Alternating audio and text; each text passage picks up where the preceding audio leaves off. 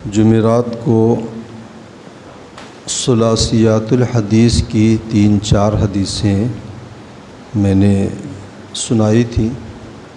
یہ حدیثیں سنانے کا مقصد یہ ہے کہ اللہ کے رسول صلی اللہ علیہ وسلم نے جو وقتاً فوقتاً یہ شذور الذہب اقوال زرعی آپ کے رہے ہیں، وہ ہماری زندگی کو بڑی آہستہ آہستہ بڑی خاموشی کے ساتھ اس طرح سنوار دیتے ہیں کہ بڑی بڑی تربیت گاہوں میں آدمی وہ چیزیں نہیں سیکھ پاتا ہے۔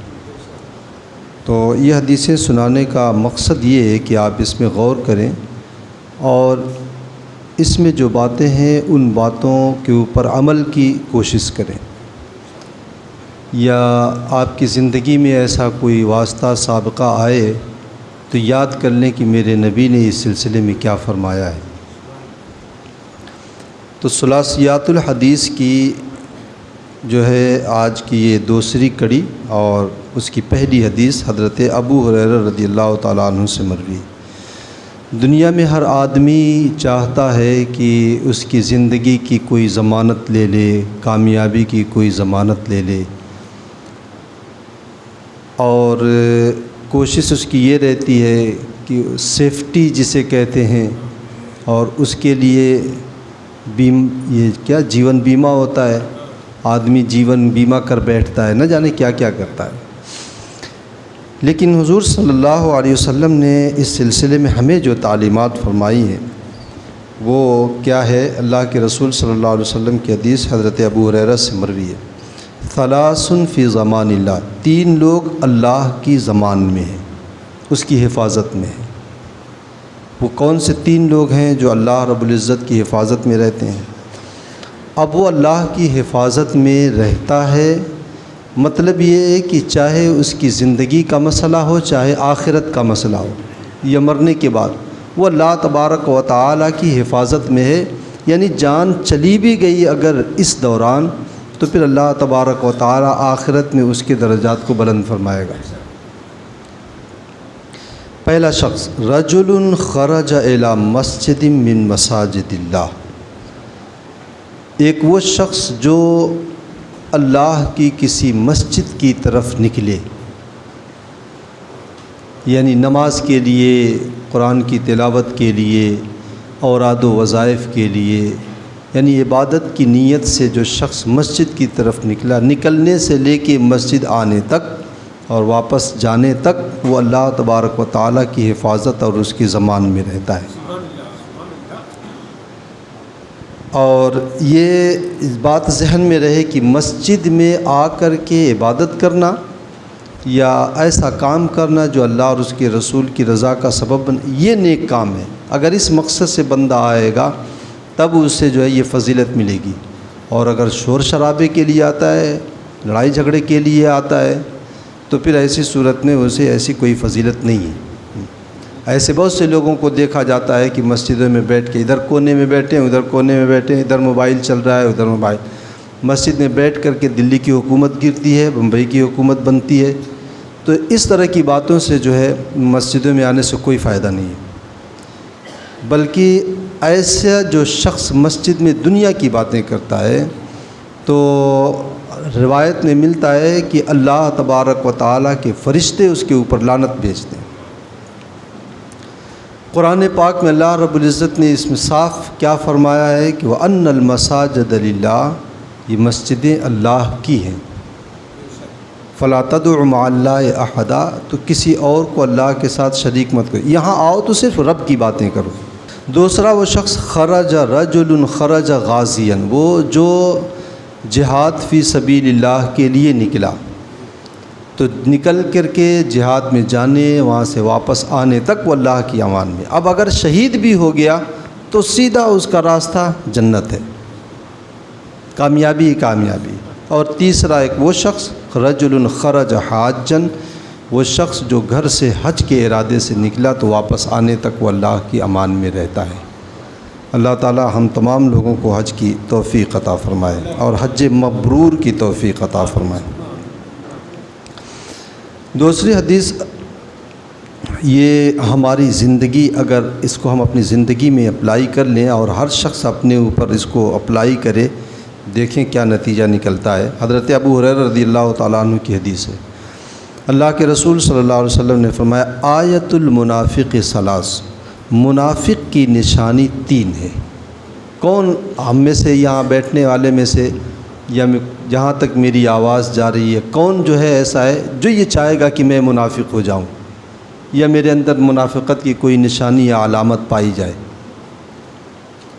اللہ کے رسول، یہ منافق اگر شرعی طور پہ یعنی حقیقی منافق جو ہے وہ تو کافر سے بھی بدتر ہوتا ہے، اور اس کا انجام قرآن پاک نے یہ بیان فرمایا ہے، ان المنافقین فی الدرک الاسفل من النار، جہنم کے سب سے نچلے طبقے میں۔ اللہ کے رسول نے فرمایا منافق وہاں پر رہے گا جہاں سارے جہنمیوں کی غلاظت اور گندگی وہیں پہنچے گی، وہیں پر منافق کو رکھا جائے گا، سب سے بدترین طبقے میں وہ رہے گا۔ تو اللہ کے رسول صلی اللہ علیہ وسلم نے فرمایا کہ آیت المنافق ثلاث، منافق کی نشانی 3 ہے۔ کیا کیا ہے؟ اذا حدث کذب، بات کرے تو جھوٹ بولے۔ یہ اللہ تعالی ہم لوگوں کو بچائے، یہ وہ چیز ہے جو کسی بھی دین اور کسی بھی مذہب میں اس کو اچھا نہیں جانا گیا ہے، وہ چاہے مذہب آسمانی و دین سماوی ہو یا جو ہے دنیا کا بنایا ہوا لوگوں کا نظام ہو، کوئی بھی جو ہے اس چیز کو برا نہیں، اچھا نہیں سمجھتا ہے۔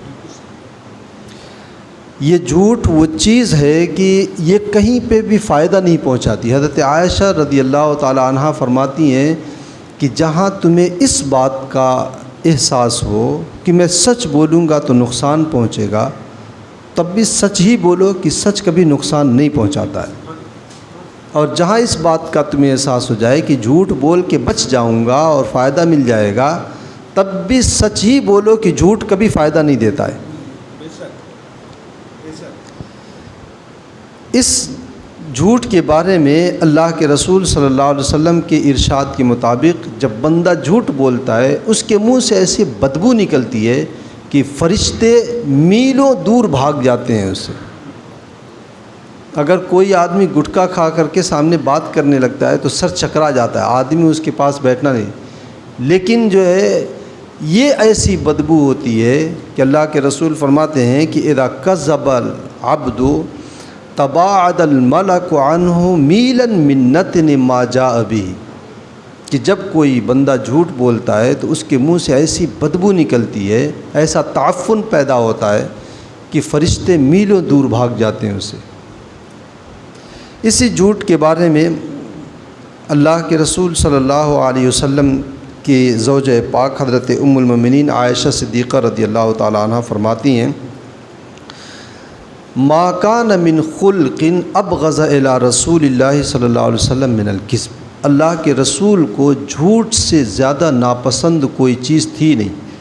انسان کی عادتوں میں جو سب سے بری عادت تھی، وہ جو ناپسند تھی اللہ کے رسول کو، جھوٹ تھی۔ اب آپ ذرا اندازہ لگائیں، اگر ہم جھوٹ بول دیں اور حضور ظاہر سی بات ہے ہمارے اعمال تو پیش ہوتے ہیں، اللہ کے رسول صلی اللہ علیہ وسلم فرماتے ہیں ہمارے اعمال سرور کائنات کے سامنے پیش ہوتے ہیں، تو اگر اس میں جھوٹ رہے گا تو کیسے اللہ کے رسول صلی اللہ علیہ وسلم کی نگاہ عنایت ہوگی ہماری طرف۔ حضرت عائشہ فرماتی ہیں مطلع علی احد من ذاک بشیء فیخرج من قلبی، جس کے بارے میں بھی پتہ چل جاتا تھا کہ یہ جھوٹ بولتا ہے یا جھوٹ بولا ہے، تو حضرت عائشہ فرماتی ہیں اللہ کے رسول اسے اپنے دل سے نکال دیتے تھے۔ یہ سبحان اللہ کہنے کی بات نہیں ہے، یہ تعجب کی بات ہے۔ یعنی جو سرور کائنات صلی اللہ علیہ وسلم کی نگاہ رحمت سے دور ہو جائے، پھر اس کو دنیا میں کہاں سے جائے کوئی ضمانت دے سکتا ہے کہ وہ کامیاب ہوگا۔ فرماتی ہیں کہ اللہ کے رسول صلی اللہ علیہ وسلم اسے دل سے نکال دیتے تھے، کب تک؟ جب تک کہ یہ بات یقین سے معلوم نہ ہو جاتی کہ ہاں اس نے جھوٹ سے توبہ کر لیا ہے۔ ایک حدیث میں اللہ کے رسول صلی اللہ علیہ وسلم نے فرمایا ثلاثۃ لا يدخلون الجنہ، 3 لوگ جنت میں نہیں جائیں گے۔ کون کون؟ الشیخ الزانی، ایک وہ بوڑھا آدمی جو بڑھاپے میں بدکاری کرتا ہے۔ دوسرا، کیوں بڑھاپے میں بدکاری بہرحال بری ہے، چاہے وہ جوانی میں کی جائے چاہے بڑھاپے میں، لیکن جوانی میں جو ہے جوانی کا جوش رہتا ہے، خون کا ابال رہتا ہے، جو ہے اپنی خواہشات نفس کے اوپر قابو پانا مشکل ہوتا ہے۔ لیکن بڑھاپے میں تو آدمی کے اعضاء مزمحل ہو جاتے ہیں، جذبات سرد پڑ جاتے ہیں، اپنے نفس کے اوپر قابو پانا آسان رہتا ہے۔ قابو پانا آسان ہے پھر بھی وہ شرارت کر رہا ہے، اس کا مطلب یہ ہے کہ اس کی نفس میں شرارت زیادہ ہے۔ اس لیے اللہ کے رسول نے فرمایا کہ ایسا شخص جو ہے جنت میں نہیں جائے گا۔ دوسرا، والامام الکذاب، اور وہ حاکم وقت جو جھوٹ بولے۔ جھوٹ کوئی بھی بولے، وہ چاہے حاکم بولے چاہے محکوم بولے، چاہے وہ سپریم کورٹ کا جج بولے چاہے پردھان منتری بولے چاہے ایک عام انسان بولے، جھوٹ جھوٹ ہوتا ہے، گناہ سب کا برابر ہے۔ لیکن اللہ رب العزت، ایک آدمی ہوتا ہے مجبوری میں جھوٹ بول دیتا ہے، غریب آدمی ہوتا ہے، اس کو پیسے کی ضرورت ہوتی ہے، مجبوری میں جھوٹ بول دیا۔ کسی نے اس سے قرض مانگ لیا، اس کے پاس اتنا ہی پیسہ ہے کہ وہ اپنے گھر کا خرچ چلا سکے، کہتے کہ بھائی نہیں ہے میرے پاس، حالانکہ ہے اس کے پاس لیکن نہیں ہے، وہ مجبوری اس کی ہے، وہ جھوٹ بول دیا ہے۔ لیکن ایک ایسا شخص ہے جس کے پاس کوئی مجبوری نہیں ہے، اس کے اوپر کوئی پریشر نہیں ہے، وہ اگر بغیر کسی مجبوری، بغیر دباؤ اور پریشر کے جھوٹ بولتا ہے تو اس کا مطلب یہ ہے کہ وہ جھوٹ بولنے پہ زیادہ جرأت کر رہا ہے۔ اور حاکم وقت جو ہوتا ہے وہ اس کے اوپر کسی کا کوئی پریشر نہیں، وہ سچ بولے جھوٹ بولے، کوئی اس کے اوپر انگلی اٹھانے والا نہیں۔ تو اگر اس کے باوجود وہ جھوٹ بولتا ہے تو ایسی صورت میں جو ہے اس کا مطلب یہ ہے کہ وہ شرارت نفس ہے۔ اس لیے اللہ کے رسول نے فرمایا ہے کہ وہ حاکم وقت جو ہے کبھی جنت میں نہیں جائے گا۔ اور تیسرا، العائل المذہب، وہ خاندان کا سرپرست اور سردار، اپنے خاندان کا، جو اپنے خاندان کی افرادی قوت یا اپنے خاندان کی مالی قوت کے غرور میں چور ہو کہ میرے خاندان بڑا ہے، مالدار ہے، ایسا شخص جو ہے جنت میں نہیں جائے گا۔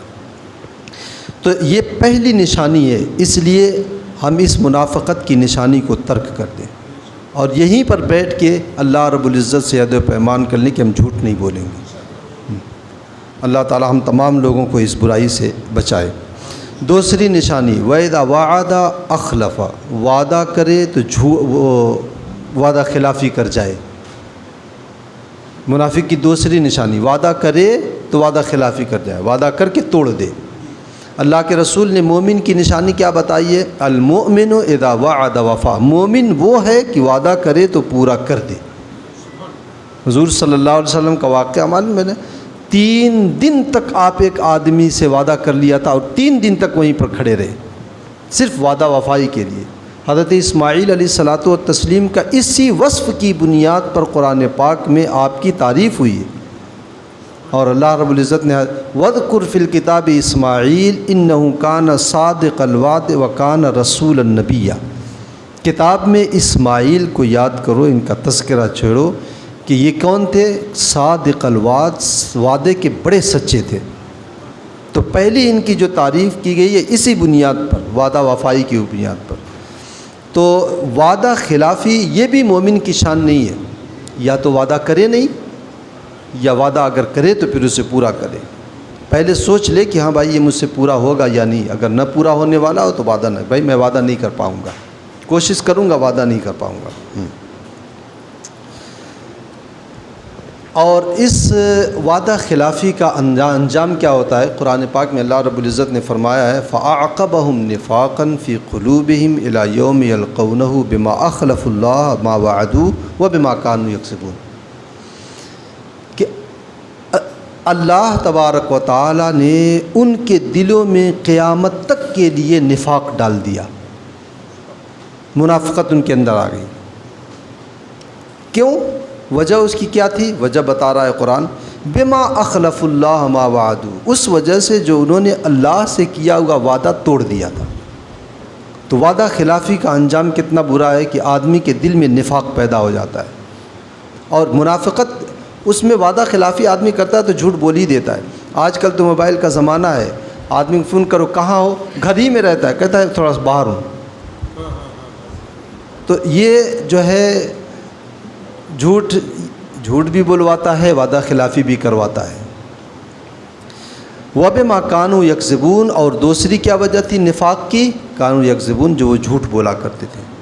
تو یہ دو نشانیاں منافقت کی ہے، اس لیے جو ہے ان نشانیوں سے ہم بھی بچیں۔ اور تیسرا ہے وَإِذَا اؤْتُمِنَ خَانَ، جب کسی کو کسی بات پر امین بنایا جائے، امانت کسی کے پاس رکھی جائے تو وہ اس میں خیانت کر جائے۔ تو یہ تین ایسی چیزیں ہیں جو منافقت کی نشانی ہیں۔ مسلم شریف کی روایت میں اتنا زیادہ ہے کہ فرماتی ہیں، مسلم شریف کی روایت میں حضرت ابو ہریرہ فرماتے ہیں وَإِن صَامَ وَإِن صَلَّى وَزَعِمَ أَنَّهُ مُسْلِمٌ، کہ یہ تین چیزیں منافقت کی نشانی ہے۔ اگرچہ وہ شخص نماز بھی پڑھے، روزہ بھی رکھے، وہ یہ بھی کہے کہ میں مسلمان ہوں، لیکن اللہ کے رسول فرماتے ہیں اس کے اندر منافقت ہے۔ تو یہ تین چیزیں بری ہیں، ہم اپنی زندگی سے اسے نکال دیں۔ تیسری حدیث، اللہ کے رسول صلی اللہ علیہ وسلم نے فرمایا ثلاث لا يقبل اللہ منہ صرفا ولا عدلا، آدمی عبادت کرتا ہے، نمازیں پڑھتا ہے، اور اس کی خواہش یہ ہوتی ہے کہ میری یہ عبادت، میری یہ نماز یا قرآن کی تلاوت رب کی بارگاہ میں مقبول ہو جائے، لیکن کچھ بندے ایسے ہوتے ہیں کہ ان کے اندر کچھ ایسی خرابیاں ہوتی ہیں، جو خرابیاں بندہ تو سمجھتا ہے کہ یہ زیادہ بری نہیں ہے، لیکن اس کا نتیجہ یہ ہوتا ہے کہ اللہ تعالیٰ ان کا نہ فرض قبول کرتا ہے نہ نفل قبول کرتا ہے۔ انہی تین لوگوں کے بارے میں اللہ کے رسول نے فرمایا ہے، تین ایسے لوگ ہیں، تین ایسے قسم کے لوگ ہیں کہ اللہ تبارک و تعالیٰ ان کی نہ کوئی فرض نماز یا عبادت قبول کرتا ہے نہ نفل، یعنی کوئی بھی ان کی نیکی رب کی بارگاہ میں مقبول نہیں ہوتی۔ وہ تین کون لوگ ہیں؟ منان، احسان جتانے والا، کسی کے ساتھ بھلائی کر کے احسان جتانے والا۔ کہتے ہیں نا کہ تو تھا کیا، میں نے تجھ کو تیرے پاؤں پہ کھڑا کیا ہے، یہ احسان جتانا۔ وہ احسان جتانا کسی انسان کے ساتھ بھلائی کیا تو کوئی نیک کام کر کے آدمی جتاتا پھرے کہ میں نے یہ مدرسہ بنوایا، میرا بنوایا ہوا ہے، میں نے یہ فلاں کام کیا ہے، میرا بنوایا ہوا ہے، اس طرح کی باتیں جو ہے یہ اللہ رب العزت کو پسند نہیں ہے۔ قرآن پاک میں ایمان اور اسلام کے اوپر بھی جو ہے اس طرح کی باتیں کرنا بھی منع ہے۔ تو نیک کام کر کے اسے جتانا یا کسی کے ساتھ بھلائی کر کے اسے بتانا اور جتانا، دنیا کے سامنے یہ بتلانا، یہ ہماری نیکیوں کو ضائع کر دیتا ہے۔ ریاکاری پیدا ہو گئی۔ پھر اگر ہم نے رب کے لیے کیا ہے، اس کی رضا کے لیے، تو اللہ رب العزت تو جانتا ہی ہے، پھر دنیا کو بتانے اور دکھانے کی ضرورت کیا ہے؟ اور اگر دنیا کے لیے کیا ہے تو پھر دنیا کو دکھاؤ، پھر اللہ رب العزت سے ثواب کی امید مت رکھو۔ ایسے کے بارے میں حدیث پاک میں اللہ کے رسول فرماتے ہیں کہ دنیا میں اگر کوئی شخص کوئی نیک کام کرے اور اس میں اللہ رب العزت کے ساتھ کسی اور کو بھی شریک کر لے، یعنی اللہ کی رضا کے لیے اور اس بات کے لیے کہ فلاں شخص مجھ کو جو ہے سخی کہے یا نمازی کہے، تو اللہ کے رسول فرماتے ہیں قیامت کے دن جب اسے رب کے حضور میں پیش کیا جائے گا تو اللہ رب العزت فرمائے گا تم نے یہ کام میرے لیے تو کیا نہیں، جس سے کیا ہے جاؤ اسی سے لے لو آج اجر۔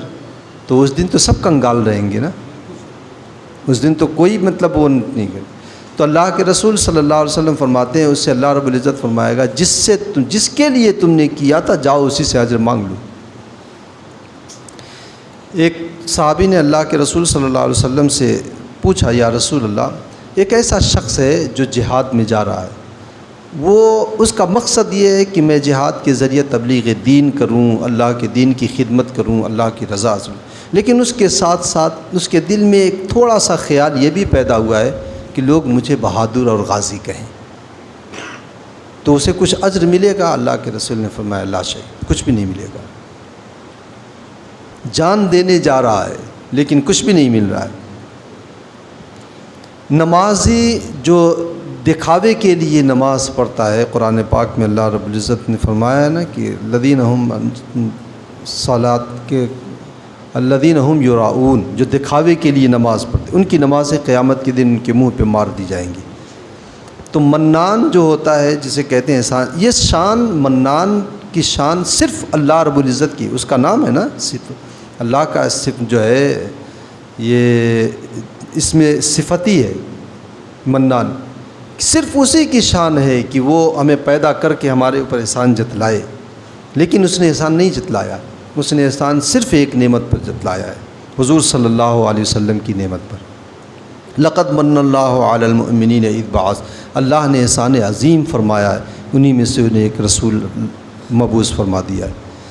تو جس ہستی نے ہمیں پیدا کیا، ہمیں بولنے کا شعور دیا، سمجھنے کا سلیقہ دیا، ہمیں زندگی گزارنے کا طریقہ بتایا، اس ہستی نے اتنا سب کچھ کر کے ہمارے اوپر احسان نہیں جتایا، ہم دو پیسہ کسی کو دے کر کے احسان جتاتے پھریں، تو یہ تو تنگ دلی ہے۔ دوسرا عاق کہتے ہیں ماں باپ کے نافرمان کو، یعنی وہ اولاد جو ماں باپ کی نافرمانی کرے، ایسے شخص کے بھی کوئی نہ فرض نمازیں قبول ہوں گی نہ نفل نمازیں، وہ چاہے نمازیں پڑھ کے اللہ کے سامنے آنسو کے دریا بہا دے رو رو کر کے، لیکن جب تک وہ ماں باپ کا نافرمان ہے، اللہ رب العزت جو ہے اس کی کوئی عبادت قبول نہیں کرے گا۔ اسی لیے اللہ کے رسول صلی اللہ علیہ وسلم نے جو ہے اس حدیث میں فرمایا ہے کہ اللہ تعالیٰ ایسے شخص کی نہ فرض نمازیں قبول کرتا ہے نہ نفل نمازیں قبول کرتا ہے۔ اور تیسرا ہے مکذب قدرن، ایک وہ شخص جو تقدیر کو جھٹلاتا ہو، تقدیر کو نہ مانتا ہو۔ تقدیر کا ماننا واجب اور ضروری ہے، یہ ایمان کا ایک حصہ ہے۔ حضرت عبداللہ ابن عباس رضی اللہ تعالیٰ عنہ اسے ایمان کا ایک حصہ سمجھتے تھے اور فرمایا کرتے تھے فمن کذب بالقدر نقض تکذیبہ توحیدہ، جس نے تقدیر کا انکار کیا تو تقدیر کا انکار کرنے کی وجہ سے اس کا ایمان ٹوٹ گیا۔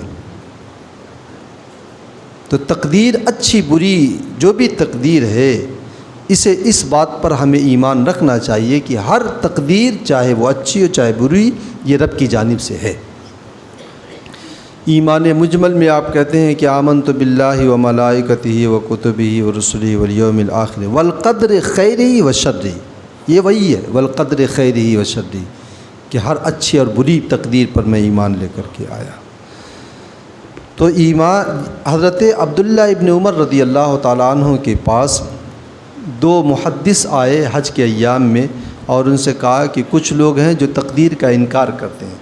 تو حضرت عبداللہ ابن عمر رضی اللہ تعالیٰ عنہ نے کہا کہ تم جانا تو ان سے کہہ دینا کہ میں ان سے بری ہوں اور ان سے بری، یعنی نہ میرا ان سے کچھ لینا دینا ہے نہ ان کا مجھ سے کچھ لینا دینا ہے۔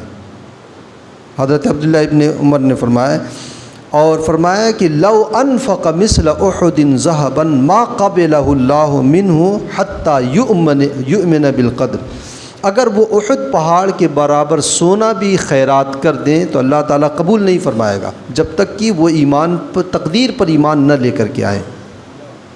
تو اچھی بری تقدیر پر ایمان بھی یہ ایمان لانا یہ ہمارے ایمان کا حصہ ہے۔ اللہ تعالیٰ ہمیں اور آپ کو اس کے اوپر عمل کی توفیق رفیق عطا فرمائے۔ اللہم صلی علی سیدنا شفیعنا نبینا مولانا محمد وبارک وسلم صلاۃ و سلام علیک سیدی یا رسول اللہ صلی اللہ علیہ وسلم۔ اللہم ربنا تقبل منا انک انت السمیع العلیم وتب علینا انک انت التواب الرحیم، وصلی اللہ تعالی علی خیر خلقہ ونور عرشہ وقاسم رزقہ محمد وعلی آلہ واصحابہ اجمعین برحمتک یا ارحم الراحمین۔